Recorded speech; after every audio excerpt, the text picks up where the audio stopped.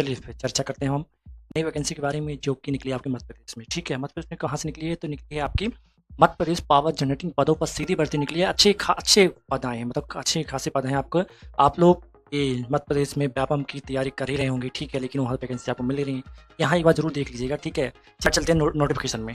ठीक है, ये हमारा नोटिफिकेशन है। तो ये निकला आपका कहाँ? Madhya Pradesh power generating company limited, Madhya Pradesh शासन का उपक्रम। मतलब ये आपका क्या है? तो ये कोई प्राइवेट नहीं है, ये आपका कौन सी गवर्नमेंट है। ठीक है, देखिए मैं पहले क्लियर कर दूँ, ये गवर्नमेंट आपकी है, ना कि आपकी प्राइवेट है। ठीक है, चलिए। तो ये कौन सी कंपनी में निकाला गया है? तो निकाला गया है आपका Madhya Pradesh power generating company limited में विभिन्न संवर्गों के पदों पर सीधी भर्ती हेतु विस्तृत विज्ञापन नियम पुस्तिका, जो कि आपका जबलपुर दिनांक 9/3/2024 को निकाल दिया गया था। मतलब मार्च में इसका जो विज्ञापन निकाल दिया गया था। ठीक है, विज्ञापन निकाल दिया गया था। नेक्स्ट देखिए, देख लेते हैं कौन लोग भर पाएगा, कौन लोग नहीं भर पाएंगे। आगे देख लेते हैं। देखिए ये जारी किस प्रकार किया जाएगा? 13% होल्ड किया जाएगा, जो परिणाम जारी किया जाएगा 13% होल्ड किया जाएगा और 87% पर रिजल्ट जारी करेगा। यहाँ पर साफ साफ लिखा हुआ, ठीक है। और यहाँ पर किस प्रकार होगा? तो यहाँ देखिएगा, सीधी भर्ती हो तो विस्तृत नियम एवं शर्तें, कुछ उपरोक्त पदों के संबंध में आवश्यक शैक्षणिक योग्यता, आयु सीमा, आरक्षण, लागू वेतन नियम, निर्देश एवं शर्तें अन्य जानकारी इस नियम पुस्तिका के परिशिष्ट 1 में प्रदान की गई है, जो कि है। चयन किस प्रकार होगा? आपका चयन प्रक्रिया किस प्रकार होगी? तो आवेदकों को संबंधित पद पर चयन कंप्यूटर आधारित जो आपका परीक्षा मतलब कंप्यूटर बेस्ड टेस्ट दिया जाएगा। सीबीटी में प्राप्त अंकों के आधार पर किया जाएगा। कंप्यूटर आधारित परीक्षा 100 अंकों की होगी, जिससे प्रत्येक अंक का मतलब 1 अंक का हो बहुविकल्पीय। मतलब आपका क्या रहेगा? तो आपका रहेगा भैया जी 1 अंक का प्रश्न रहेगा और बाकी ऑब्जेक्टिव रहेगा, एमसीक्यू रहेगा, ठीक है, और 100 मार्क्स का पेपर रहेगा आपका। ठीक है, तो कंप्यूटर आधारित परीक्षा में प्राप्त अंकों के आधार पर मेरिट सूची तैयार की जाएगी। चयनित आवेदकों को संबंधित पद के श्रेणीवार एवं वर्ग के विज्ञप्ति पदों के अनुपात में आवश्यकता अनुसार दस्तावेज सत्यापन हेतु आमंत्रित किया जाएगा। मतलब इसके बाद आपका क्या सिर्फ आपका क्या एग्जाम है, इसके बाद कोई ना इंटरव्यू ना कुछ है, डायरेक्ट आपका एग्जाम है। एग्जाम के बाद डायरेक्ट आपका डॉक्यूमेंट वेरिफिकेशन रहेगा। ठीक है, चलिए। हाँ, तो कंप्यूटर आधारित परीक्षा मध्य प्रदेश राज्य के शहरों में आयोजित की जाएगी, पहली बात। ठीक है, अब दिए गए शहर में चुनना होगा, कोई एक शहर में साथ चुन लीजिएगा। ठीक, चलिए। और क्या इसमें ई प्रवेश आवेदन कैसे करना है? आवेदन कैसे करना है? तो आवेदन केवल ऑनलाइन माध्यम से Madhya Pradesh power generating company limited की आधिकारिक वेबसाइट आपकी ये रही। ठीक है, इस वेबसाइट के थ्रू आपको करना है। ठीक है, ये आप याद रखिएगा, इस वेबसाइट स्वीकार किए जाएंगे, अन्य किसी माध्यम से आवेदन प्राप्त नहीं किए जाएंगे। ठीक है, चलिएगा। नेक्स्ट देखिए, सबसे पहले बात दस्तावेज क्या होने चाहिए आपके पास? क्या कहते हैं अपलोड करना? तो कक्षा 10वीं की अंक सूची होनी चाहिए आपके पास। मध्य प्रदेश, यहाँ नोट कर लीजिए, क्या क्या आवेदक द्वारा ऑनलाइन आवेदन के लिए साथ निम्नलिखित दस्तावेज अपलोड किया जाना आवश्यक है। 10वीं की अंक सूची। दूसरा आपका मध्य प्रदेश स्थायी निवास प्रमाण पत्र, जो कि मध्य प्रदेश के मूल निवासी के लिए है। तीसरा आपका जाति प्रमाण पत्र, जो कि मध्य प्रदेश के मूल निवासी के लिए है। इसके बाद आय एवं संपत्ति का प्रमाण पत्र आपको करना पड़ेगा। अगर आप दिव्यांग है, विकलांग है, तो उसे अपलोड करना पड़ेगा। बाकी आपके लिए 4 मेन रहेंगे। ठीक है, जो कि हर किसी के पास आराम से मिल जाता है। क्लियर है? क्वालिफिकेशन क्या है मैं अभी बता देता हूँ। ठीक है, ये बात होगी क्या क्या अपलोड करना पड़ेगा। और ये कुछ तिथि है, ठीक, महत्वपूर्ण तिथि देख लीजिएगा। ये महत्वपूर्ण जो तिथि है इसे देखिएगा। जो आपका पोर्टल याद रखिएगा, आवेदन पोर्टल ऑनलाइन पंजीयन एवं आवेदन प्रारंभ होने की स्थिति कब है आपकी? तो 2/4/2024 को, मतलब आपका 2 तारीख को स्टार्ट हो चुका है। और लास्ट डेट कब रहेगी आपकी? 30/4/2024 को। बताओ, इस महीने के आखिरी तक आपका फॉर्म भरा जाएगा। क्लियर है? चलिए, ये क्या बता रहा है? यहाँ पर देख लीजिएगा, ये देख लीजिएगा, पॉइंट देख लीजिएगा। ये ऑनलाइन कंप्यूटर आधारित परीक्षा तत्पश्चात दस्तावेज सत्यापन की तिथियां नोटिस माध्यम से आप लोग को वेबसाइट में अपलोड करवा दी जाएंगी। ठीक है, ये रहा कुछ ये पद हैं, यहाँ रखिए। इस नियम पुस्तिका में जब तक अन्यथा उल्लेखित न किया गया हो कंपनी अथवा संगठन शब्द का Madhya Pradesh power generating company, जो कि आपका मध्य प्रदेश आपका वही है। ठीक, कुछ इस प्रकार आपके क्या निकाले गए हैं। सबसे पहले आपका देखिएगा संवर्ग पाली रसायनक कनिष्ठ अभियंता पाली रसायनक में। ठीक है, ये पोस्ट कोड है, ये टोटल वैकेंसी हैं और कितने आपके निकाले पाली रसायनज्ञ का, कनिष्ठ अभियंता और इसके बाद इलेक्ट्रिकल का इसी प्रकार कनिष्ठ अभियंता आपका किसमें? तो इलेक्ट्रॉनिक्स में। और इसी प्रकार आपका किसमें? तो कनिष्ठ अभियंता सिविल में। इसी प्रकार आपका संयंत्र सहायक मैकेनिकल में। इसी प्रकार आपका संयंत्र सहायक इलेक्ट्रिकल में। और एक निकाला गया फार्मासिस्ट में औषधि संयोजक का, और निकाला गया स्टाफ नर्स का निकाला गया है। ठीक है, तो बात किया जाए औषधि संयोजक का, तो आपका 8 पद है। हाँ, स्टाफ नर्स के कितने पद हैं आपके? 14 पद हैं। ठीक, कितने पद हैं आपके? तो 14 पद हैं। क्लियर है? और टोटल मिला कितनी बात की जाए, टोटल सबको मिलाकर कितने पद हो गए आपके? तो टोटल मिला के आपके 191 पद हो गए। कितने आपके? तो 191 पद हो चुके हैं। ठीक है, अब हाँ, ये देखिए, अब शैक्षणिक योग्यता की बात आ जाती है। ठीक है, अब क्या शैक्षणिक योग्यता की बात आ जाती है? तो जो पाली रसायनक के लिए, कौन से पद के लिए, किसके पद के लिए आपका? तो पाली रसायनक के लिए क्या होना चाहिए आपके पास? यूजीसी द्वारा, किसके द्वारा? आपका यूजीसी द्वारा प्राप्त मान्यता प्राप्त विश्वविद्यालय संस्थान से नियमित रेगुलर रूप से क्या होना चाहिए? एमएससी। क्या होना चाहिए आपका? तो एमएससी रसायन से होना चाहिए। क्या होना चाहिए? मतलब इसमें पीजी होगा आपका। क्या होगा? पीजी करके बैठे। अगर आपने पीजी किससे किया है? रसायन से किया है, तो आप लोग भर पाएंगे, पहली बात। या फिर पाली में, ठीक, इस पोस्ट में। या फिर ठीक है, आरक्षित एवं मध्य प्रदेश के मूल निवासी अन्य पिछड़ा वर्ग के अभ्यर्थियों होती है। न्यूनतम 65 वर्ग, समतुल्य सीजीपीए, पूर्ववर्ती मध्य प्रदेश कंपनी राज्य विद्युत उत्तरवर्ती कंपनियों में कार्य थे। बाकी वही चीज़ें पढ़ लीजिएगा। ठीक है, सीजीपीए। रसायन से क्या होना चाहिए आपका? रसायन से, हाँ, रसायन से पीजी होना चाहिए आपका। क्या होना चाहिए आपका? तो रसायन से पीजी होगा, तो आप लोग पाली रसायनज्ञ के लिए एलिजिबल रहेंगे, पहली बात। इसके बाद आप बात करते हैं किसकी? तो बात करते हैं हम कनिष्ठ अभियंता की। किसकी बात करते हैं? कनिष्ठ अभियंता की चर्चा करते हैं। किसकी? तो कनिष्ठ अभियंता मैकेनिकल की बात करते हैं।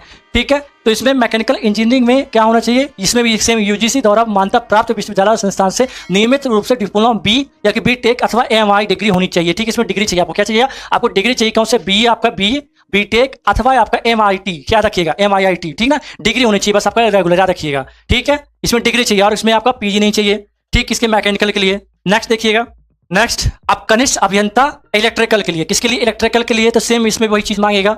ठीक, इसमें भी क्या चाहिए आपको? तो इलेक्ट्रिकल एवं इलेक्ट्रॉनिक्स इंजीनियरिंग में यूजीसी द्वारा मान्यता प्राप्त विश्वविद्यालय संस्थान से रेगुलर डिप्लोमा बी में या बी टेक में या किससे वही चीज में चाहिए आपका। ठीक, इलेक्ट्रिकल में भी। नेक्स्ट आपका कनिष्ठ अभियंता इलेक्ट्रॉनिक्स में क्या चाहिए आपको? तो सेम उसमें भी चाहिए, क्या चाहिए आपको? बी टेक अथवा MIT डिग्री चाहिए आपको। ठीक है, डिग्री अगर आपके पास बी, याद रखिए बी और बी टेक जिसके पास है तो लोग भर पाएंगे। नेक्स्ट आपका कनिष्ठ अभियंता सिविल के लिए। ठीक है, अब कनिष्ठ अभियंता सिविल के लिए भी सेम है आपका, यूजीसी द्वारा मान्यता प्राप्त संस्थान से क्या होना चाहिए? डिप्लोमा होना चाहिए या फिर बी टेक या MIT की डिग्री होनी चाहिए। ठीक है, चलिए नेक्स्ट देखिए। अब ये मैकेनिकल संयंत्र मैकेनिकल क्या चाहिए आपका? तो इसमें चाहिए आपको क्या चाहिए?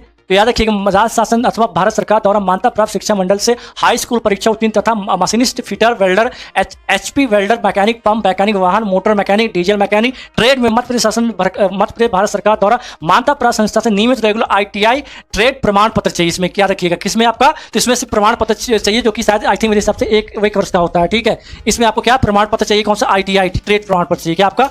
तो ITI ट्रेड प्रमाण पत्र चाहिए इसमें। क्लियर है? चलिए इलेक्ट्रिकल के लिए इसमें भी सेम क्या आपका ITI में क्या चाहिए? ट्रेड प्रमाण पत्र चाहिए। ठीक है, किसमें आपका? ITI में, चाहे किसमें इलेक्ट्रॉनिक्स में हो, इंस्ट्रूमेंटेशन में हो, ट्रेड में मध्य प्रदेश शासन द्वारा होना चाहिए। ठीक है, वायरमैन में हो। ठीक है, तो आप लोग किसी में भी अगर हो तो इसमें आप लोग भर पाएंगे।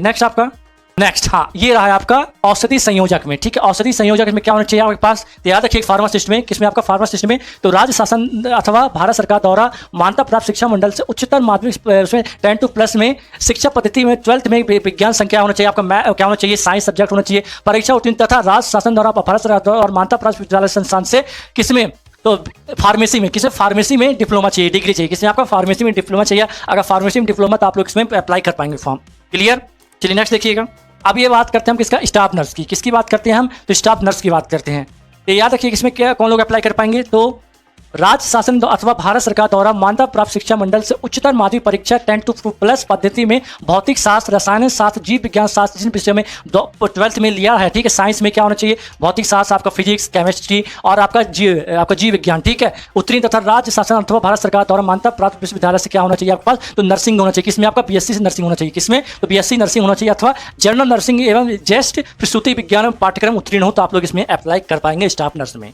तो ये कुछ इस प्रकार के पद थे। ठीक है, अब जो लोग जिस पद में एलिजिबिलिटी रखते हैं तो भैया आप लोग अप्लाई कर लीजिएगा। और जो न्यूनतम आयु जो होनी चाहिए आपकी आयु सीमा, जो न्यूनतम आयु सीमा होनी चाहिए वो आपकी 21 वर्ष। किसके लिए? सिर्फ पोस्ट कोड 1 के लिए, बाकी सभी के लिए, बाकी सभी पोस्ट कोड के लिए कितना आपका? 18 वर्ष की है। कितने आपका? बाकी सभी 18 वर्ष की है। ठीक है, क्लियर हो गया?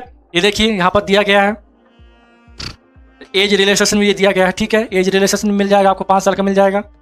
चयन प्रक्रिया किस प्रकार होगी? सबसे पहले यहाँ देख लीजिएगा, देखिएगा, ये पॉइंट करिएगा, नोट करिएगा। चयन प्रक्रिया, ऑनलाइन आवेदन आमंत्रित किए जाएंगे। पहली बात, आवेदकों का संबंधित पद पर चयन कंप्यूटर आधारित कंप्यूटर बेस्ड टेस्ट लिया जाएगा। CBT के अंकों के आधार पर किया जाएगा।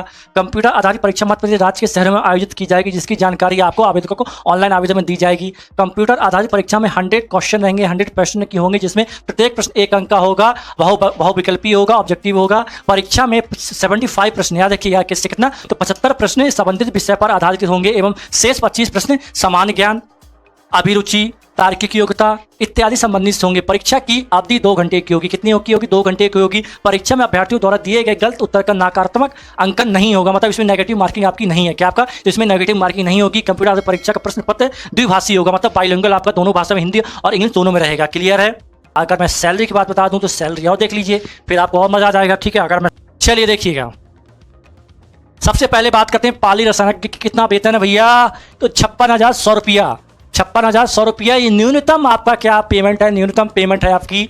ठीक है ना, इसके बाद आपका कनिष्ठ अभियंता की कितनी सैलरी है आपकी, तो मैकेनिकल में तो आपकी है 32,800 न्यूनतम, मतलब कुल मिला के इसकी 60,000 जाएगी और इसकी 40,000 जाएगी। ठीक, इसके बाद कनिष्ठ अभियंता आपका किसमें, इलेक्ट्रिकल में आपका कितनी रहेगी, तो 32,800। इसी प्रकार कहाँ तक आपका, सिविल तक आपकी रहेगी, कहाँ तक आपकी, तो सिविल तक आपकी 32,800 रहेगी। वहीं संयंत्र सहायक मैकेनिकल में कितनी रहेगी आपकी, तो 25,300। इसी प्रकार आपका औषधि संयोजक फार्मासिस्ट में कितनी रहेगी आपकी, तो ये रहेगी हमारी 19,500। और आपका स्टाफ नर्स की कितनी सैलरी रहेगी, स्टाफ नर्स की कितनी सैलरी रहेगी आपकी, तो 22,100 रुपये ये न्यूनतम सैलरी है, याद रखिएगा ये आपकी क्या है, न्यूनतम सैलरी है। क्लियर है।